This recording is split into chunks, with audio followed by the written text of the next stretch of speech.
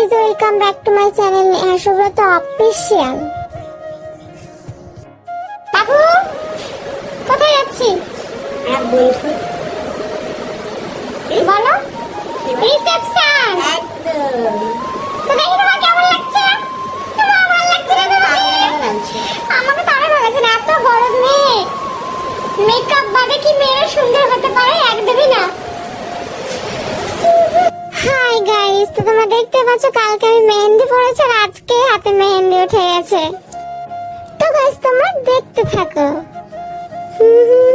এখন আমরা চলে আসলাম কোথায় বলো তো?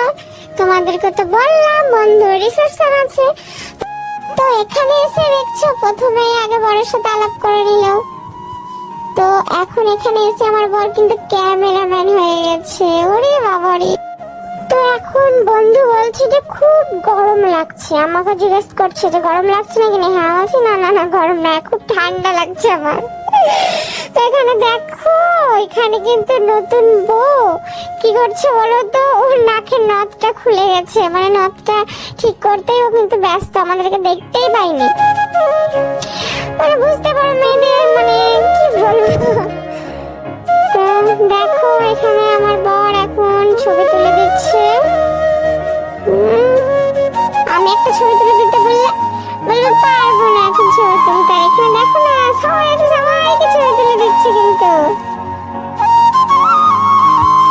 কারণ আমি তো ওকে ফোনের ছবি তুলে দিতে বলছি, কিন্তু ও বলছে আমি ছবি তুলে দিতে পারবো না, কিন্তু ও আমাকে বলছে ক্যামেরা ছবি তুলতে।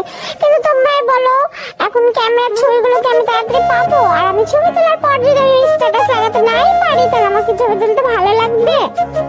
ওই জন্য আমি রাগ করে একদিকে বসে আছি আর ও সবার ফটো তুলে দিচ্ছে।